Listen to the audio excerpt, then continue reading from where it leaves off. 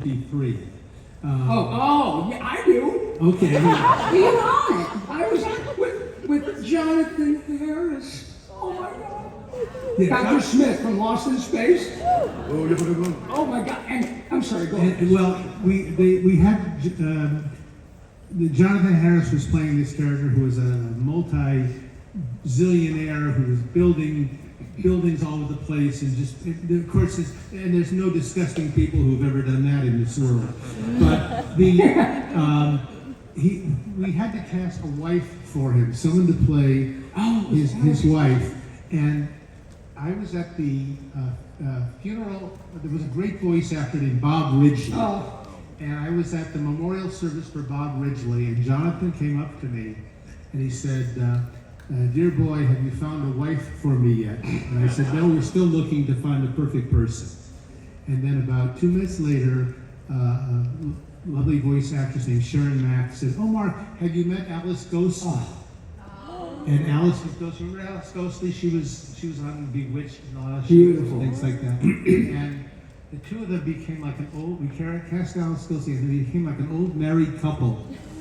It was bitching at each other all throughout the sessions. an incredible experience. I got to be, I was one of the characters on the show that Mark was kind enough to hire me. And to me, I'm 70 years old, so growing up with Alice Ghostley and Jonathan Harris, "Don't talk to me like that, you're something with his bucket of boots." He was a nice Jewish boy from Brooklyn, but he spoke like this very rude. He was in the original production of Mad Woman of Shiloh and Tea House of the August Moon on Broadway, and he had the most wonderful stories.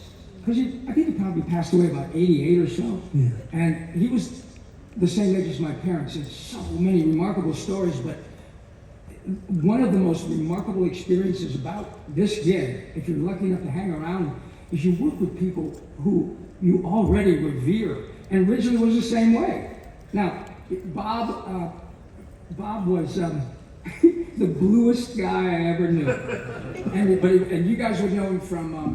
Well, he was the hangman he was a hangman in tights in Blazing Saddle. Oh, Blazing Saddle. He was the guy, the Boris Karloff type hangman in that. He was the guy in High Anxiety who took Mel Brooks into the men's restroom at the airport and exposed himself. Yeah. Oh. He was in all of Jonathan Demme's films. Right. And he was in Philadelphia. That's right, and things like that. And he was the voice of Thundar the Barbarian, and he was the voice of Tarzan on the Filmation show, and other things. And he was really the filthiest guy.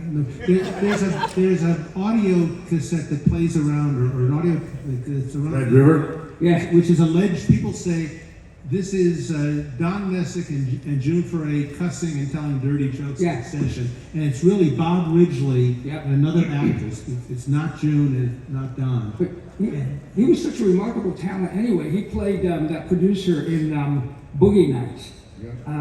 Outstanding. He was this sleazy, guy.